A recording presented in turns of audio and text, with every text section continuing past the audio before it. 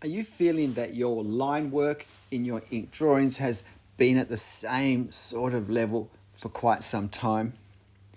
That it's really quite simple, quite basic, and perhaps not capturing a sense of realism that you would like it to have.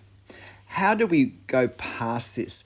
What is it that makes the difference between basic, more fundamental line work with an ink pen, probably with any marking device, but particularly with ink?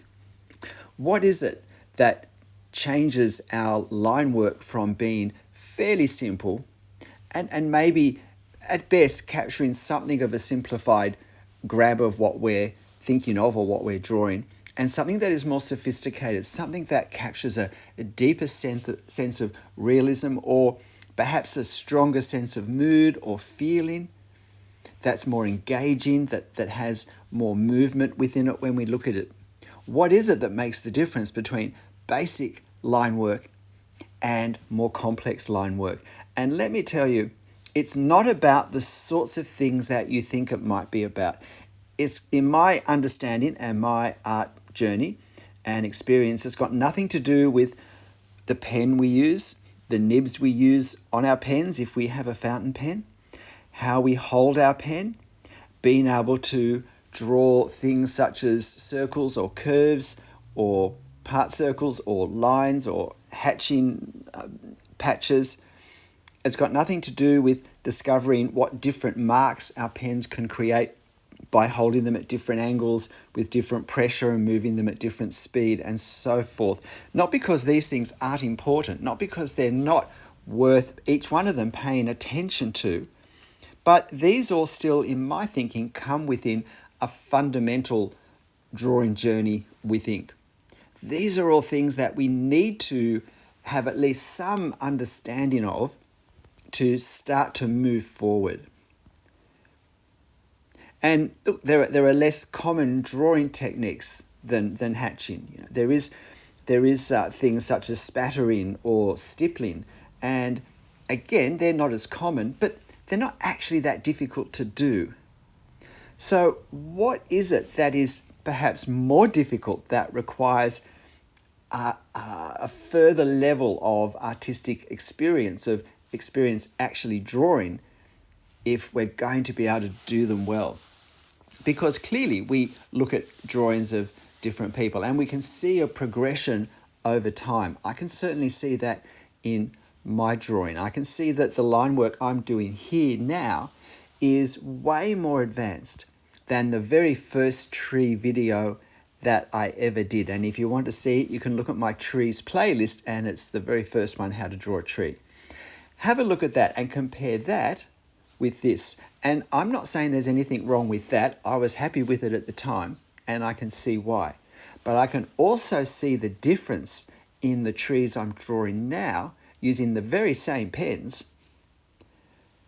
And I can understand now why, where the difference has come from, where my ability to put my ink on the paper in a more nuanced way, in a way that has more possibilities for creating effect, has come from.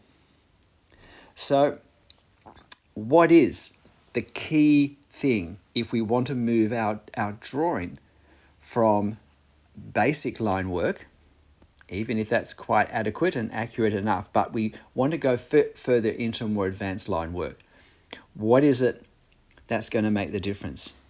And in my understanding of this issue, it's coming to understand what we're doing when we draw in a more sophisticated way. It's not actually the ink on the paper side of the fence. It's what we have planned to do with the ink on the paper. It's not that the more advanced looking marks are any harder to place, or in the end, if we know what we're doing, take any longer to put on the paper than perhaps the same ink marks that produced a more simplified, a more basic, a more beginner looking drawing. They don't take more time, and they're not harder to do most of the time. But what has to change is our understanding of what we're doing, because it's my understanding that directs me. It's my understanding of what I'm doing right now with this particular part of the tree, not just for that particular part of the tree, but how that particular part of the tree is going to be, if you like, understood, or the impact it's going to have in terms of the whole scene. Because when we look at a drawing, if we were to just look at a very tiny, let's say, a 0.5 centimetre cube of the drawing, we would just see a few simple lines that we could copy quite easily. See, it's not the lines, not the marks on the paper that's hard to do. It's knowing to put those marks there in that way, but not just for that little part. It's for that little part in the overall scene that we're drawing.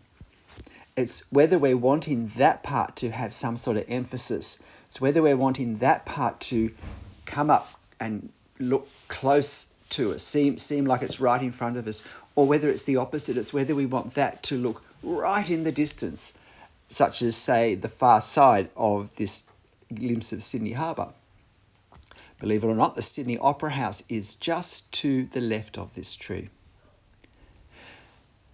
It's all to do with what in our mind we're planning to do, how we're wanting our drawing to look at the end. You see, I think one of the big things that makes a big difference between a beginner drawer and a more advanced drawer is that the more advanced drawer, and by that I mean someone who's had more, let's just call it thoughtful experience and more drawings under their belt, that they're able to look at and critique and, if you like, mark what they've done, work out what's working well, what's not working well, and then to make changes based on that, to modify what they've been doing. Whereas someone at a more beginner level, what they're aiming to do at the very start, as for all of us, this isn't a criticism, I think this is where we start, it's to basically copy in some way what they're seeing.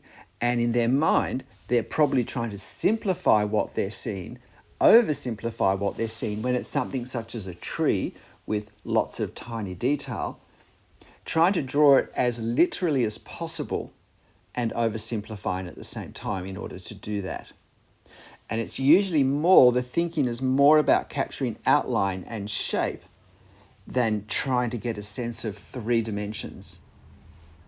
Now, hopefully over time, this changes, that as we, in a sense, learn to do what we're doing well at a basic level, as our understanding increases, as we look at the overall result of our thinking, what we're aiming to do and how it looks, and we work out where it still falls short of what we would like it to be or what we see in other people's drawings, that at that point we start to challenge the decisions we've made about the ink on the paper. We start to think, okay, what can I change? What is looking cartoon-like? Why is this looking flat? And if I can't think of different marks myself that I can do, this is where looking at other artists' work can be really helpful. It's not that I want to copy what they've done. I'm a great believer in not copying, as you know. But if I can look at their marks and see the effect they've created, the way they've laid and built the marks up, the way they've positioned the ones on the edges versus the one further in, and then see the overall effect that creates. Really study it. And look, I might copy a little bit of it just to see what it feels like to actually put those marks on the paper in that way and to see if I can create the same effect. But what I do then is I take all of that back in my head, and when I do my next drawing that involves that sort of thing, I can start to incorporate the solutions that they've found for the translation problems of photo to drawing. I can start to incorporate their ideas into what I already know and what I already can do, and I start to make it mine in a new way.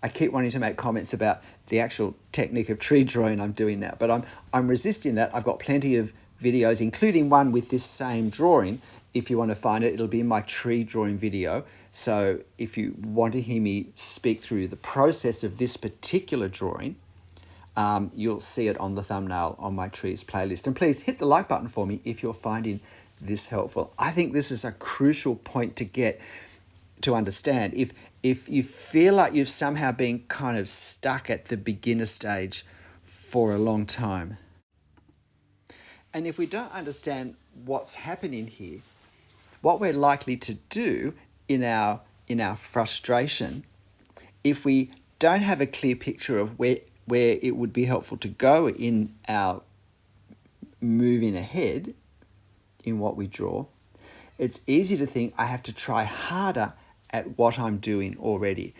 And I've seen sometimes people have done dozens or even hundreds of drawings that are all sort of stuck at the same level because they've been working on somehow just trying to practice the ink on paper mark making that they do, the actual ink on the paper techniques that they've learned, and somehow thinking that by trying to do them better, to focus on them more, work harder at those, will make a difference.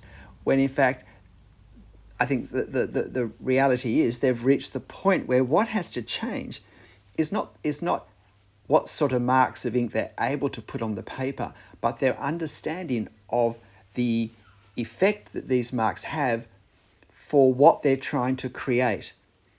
And that the problem isn't the ink on the paper skill. The problem is what am I trying to do and how am I trying to do it and what tools do I have at my disposal for the effect I'm trying to create. And so something I've talked about on some recent videos as well that you might have heard that I think is relevant here now is how we understand what we're doing when we draw. And I get frustrated when I post videos where I talk about these things, and I know that a lot of people switch off when they think I'm starting to sound theoretical because I just want to learn how to do the real practical stuff. Trust me, the practical stuff comes from our understanding. Every artist whose work inspires you, every artist whose work you think, oh man, I just so love to draw like them, it's come from their understanding of what they're doing when they draw. Because of course there is no one drawing process. The process that works is the one that delivers the drawings we want to draw. And it's not that I try and learn a drawing process, I forever keep modifying what I'm doing to create the drawings that even only vaguely sometimes are in my imagination, or sometimes more clearly, or sometimes I see them more clearly in someone else's drawings. But what I do at that point is not to hunker down and just keep doing what I've been doing with more intensity, but it's what do I need to change to get to where I'm wanting to go. But I have to know where I'm wanting to go. The clearer in my mind I can have a picture of my finished drawing, how it's going to look.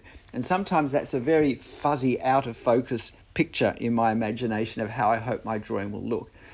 But if that's the best I've got, that's the best I've got. And as I try to find marks that will create that, some of them may get me there and some of them clearly not. And now I'm further ahead in my second attempt. Further ahead in my second attempt. It's easy to get caught up on trying to draw every time a nice artwork. That's a horribly unhelpful aim to have when we're learning to draw, because it stops me from being able to experiment. I'm not going to want to take a risk that might, in my mind, spoil my artwork. Very, very unhelpful, because it's the experimenting, it's the finding fault, or not so much fault, but it's finding what's not producing the results I want. And why not? It's analysis. It is looking even more at the drawings that haven't worked out and thinking, what direction does this give me for the next drawing so that I don't do this again? I often say the drawings that are least successful are usually our most helpful ones. The drawing that I think is fine is not going to teach me anything, except possibly to hunker down on things that perhaps aren't really where I want to go, but I haven't quite worked that out yet. I'm not trying to impress myself. I'm not trying to create artworks, and I'm not trying to kind of pander to my need to feel successful. None of those things will help me learn to draw. I want to challenge myself relentlessly to get drawings that look the way I want them to look. And I certainly at some stage want to be working that out in relation to seeing what other artists are doing. As I said, not to copy them, but to inform myself of the possibilities. If we wanted to move into a more sort of anime style, then this isn't a great technique particularly. There's too much line work, too much black and white, too much sort of fussiness with the line work. We're going to want a far cleaner delineation of black and white, for instance. So it's not that every drawing, every artist is going to have things that are helpful for me improving my line work, because I'm not trying to copy their line work. I'm trying to absorb their understanding of the translation of a real life scene, whether it's in front of them, whether it's in a photo, or whether they're imagining it, into ink on the paper. And unless this is the first video of mine you've watched, you've probably heard me talk about also that understanding I have that this is a translation process, that I've got a photo, which is one language, one type of visual language, and I've got black ink on paper, which is another type of visual language. And some things, such as the tree trunks, it's perhaps a bit easier, a bit simpler to do pretty much the same. But other things, such as the leaves, I have to find totally different ways of saying the same things. And some things will express that, some ways, that is, some marks, will express the first language, the photo language, better than other ways. But again, it depends what I'm trying to say as well.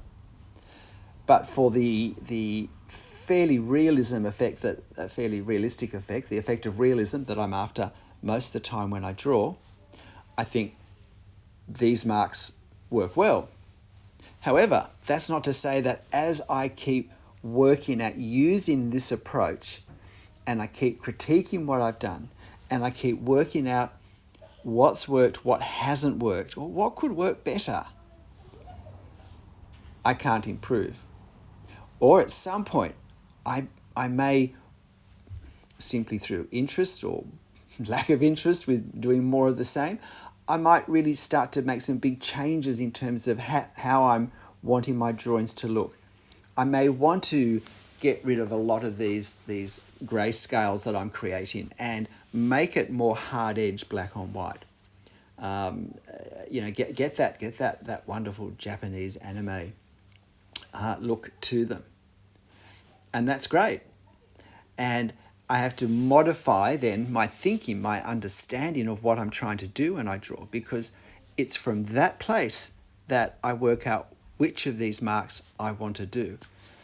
As I said, there's nothing hard. Like, look at the marks I'm doing now. None of us need to sit there and do an hour a night for 3 weeks practicing doing little marks such as that. Can I say, you are watching this at double speed, so I'm not doing it this fast. This drawing took me just over an hour to do in actual drawing time. And so therefore it's just over half an hour at double time. So if you do want to see how fast I was making these marks, then please use the settings cog icon there, and you can slow this down to half speed. And I really would recommend you, if you can know how much you need to reduce the video to see it at actual drawing speed, you always do that for a part of it, because it's a great understanding to have of how fast it actually was that the artist was drawing, how much time it really took them to do this. Because one of the things that we lose when we see a sped up version is we lose the thinking time, we lose the observation time. Particularly if it's sped up to double speed or more, we really have no sense of those pauses that might only be half a second or a second. They just disappear once it's sped up double to more. But they're really crucial in giving us a realistic expectation of what it's going to take to do the drawing that the artist is drawing. That's if we have the artist's skill, if we have their comfort in drawing these sorts of scenes in this way. Because again, one of the big problems I think people have when we learn to draw, and it's one that stops many people from moving from simple basic line work to something that looks more sophisticated, or that, and by that I simply means it has more nuance, it has more possibilities of expression. It may actually be a far more controlled and hyper-simplified version. But trust me, that's harder to do well than what I'm doing now. So, advanced line work, it's not the amount of lines marks that we put on the paper. It's the impact of the effect that we're creating. And that obviously means it's related to what we're trying to achieve. And that means we've got to have a goal for our drawings, or else we're just guessing, we're just fumbling in what we do. And we're not going to get the coherence that will make our line work look advanced. Now, there are obviously some certain levels of skill that, we need to be able to draw a reasonably straight line freehand that's a reasonable length and all of those things. But I put all of this in the beginner, in the basic. They're the skills that we do work on for a little bit at the start. But that's not a focus we should be having at this stage. The focus needs to be, what am I trying to draw? And what marks will create that? And I've got a few videos on the mark making, the experimental mark making I do before I started drawing, where I put into practice, now, because I'm drawing with ink, directly in ink, there's no pencil, and so I can't erase anything. And so I have to be able to develop a way of drawing that lets me do that with a reasonable chance of success. I experiment with the sort of marks that I think are going to create the effect I want. And it's not just the actual marks, but it's the layering of the marks and how they come up against each other, particularly when I have a scene such as this where I'm, for a lot of it, particularly say in that lower right corner, I'm just creating a series of values of role in lights and darks as the foliage in part comes towards me, and in other parts there's gaps in the foliage that are in shade and also are cast in shadow. So I would experiment that on a bit of paper and just see, have I got that in the right sense? I think when I drew this, I experimented with that center circle of that main canopy where I had, you can see a Y shape of branch that's silhouetted against the darkness of the foliage behind it. And if you find that in the reference, you can see I've changed it a bit to make it clearer, to give greater clarity so that it's easier to see and to recognize it, because it's a beautiful bit of detail, I think. And you can see that I'm making all sorts of choices with the direction of my lines for clarity's sake. And the most obvious place to see that is the tree trunks, that I've done those hatching lines horizontally rather than vertically, because vertically they would have started to get lost with they're not vertical, but they're more vertically favoured lines, hatching lines of the tree's canopy. And now I've got this dark value of the water, and I'm choosing to make it a bit darker than it actually is. And again, to have all these horizontal lines that reflect the three-dimensional form, that the flat horizontal form because flat is a three-dimensional form of the water surface, and also to really make this part feel very different in its nature to the rest of the scene. And so I vary the direction of the marks, and that will also vary with what I intend to do behind. So the sophistication of advanced line work is not in the actual lines. It's not discovering I don't know, new shapes that we can draw lines in, or new ways we can layer them over the top of each other. It's having a more sophisticated goal. It's wanting more from the marks we put on the paper. And I do find, as one of my recent videos has said, not thinking lines but thinking marks has certainly helped me hugely advance the effectiveness of my line work, because I'm far more thinking of layering of smaller rather than larger or longer marks. And one of the terrible things about watching a drawing that you've done a year ago or more is that you keep seeing things that you think, I could improve on that, and I could get frustrated or I could be encouraged, because what that's telling me is I'm seeing things a little more clearly now.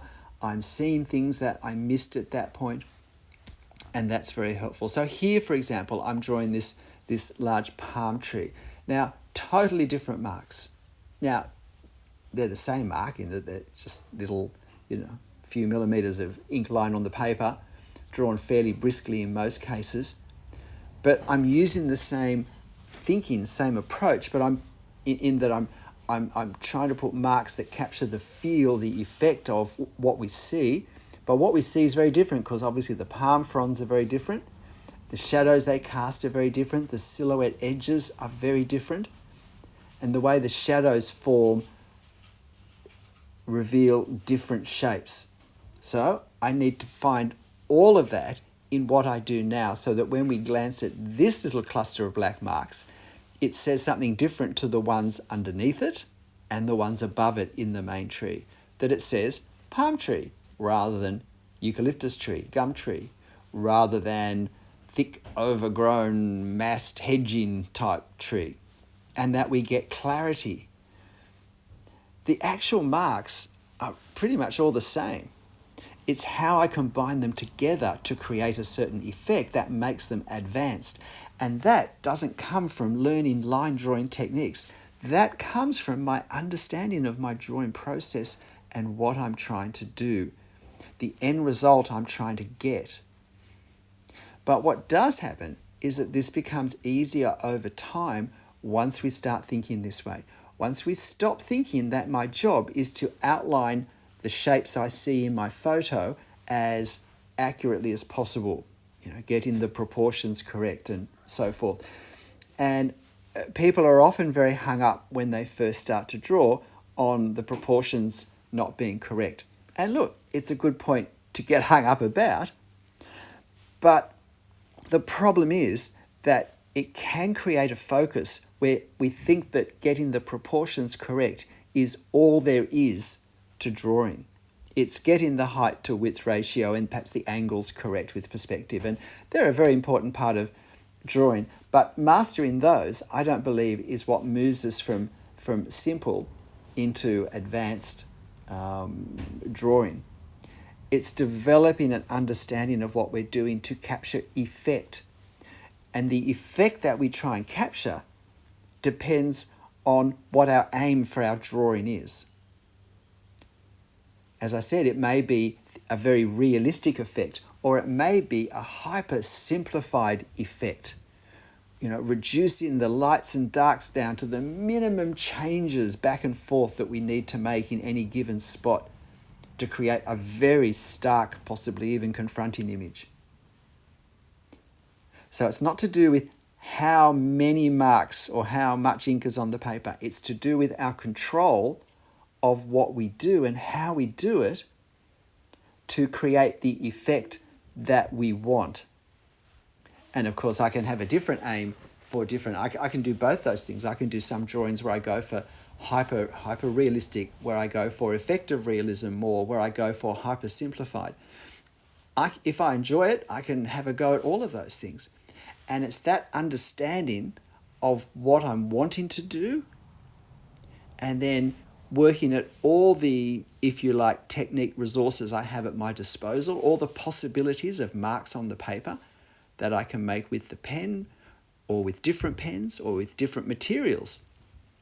I may achieve what I want through a mixed media approach. That's what's going to enable me to start to put the ink on the paper in a way that at the end will be evidenced as advanced ink work, ink line work. It's not the skill to do any one part. It's the skill to have the overall conceptualization of this drawing at the start and to then work consistently towards it as we do the various parts and to learn good strategies for where we start and how we build up and how much we finish a certain part before another certain part is finished. These are all things that, as we gain experience in doing them, will make our line work look more and more advanced. But we don't get to do them if we don't get to develop them if we stay at that very basic level of understanding of what am I doing when I draw, that I'm copying this, because that will limit what I do, and in the end it will limit what I can draw.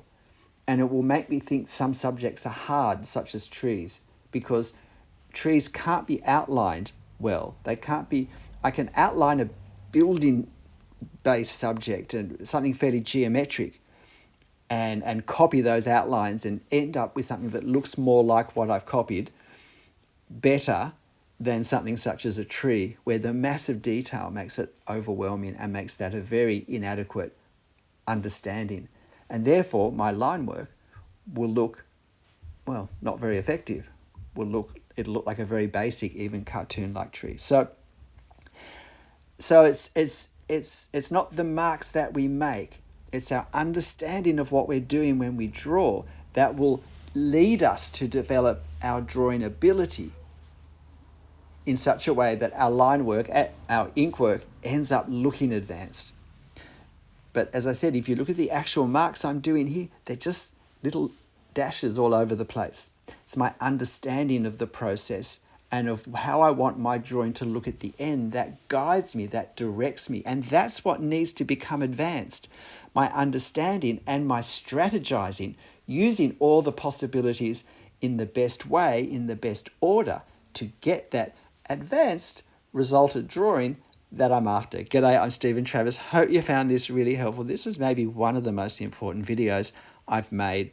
So if you want to become better at drawing, congratulations for persevering to this spot. Please hit the like button for me and please share this video. If you've listened to it for 30 minutes, please share it with someone who you know wants to really push on and to move on to the next level of drawing in what they do. But in the end, whatever you draw, however you draw it, however it's turning out, make sure you have fun, because it's always easier if we're having fun. But I do also know that I have more fun if I can see myself improving. And I think that's it. So I'll leave it at that for now. See you next time. Bye.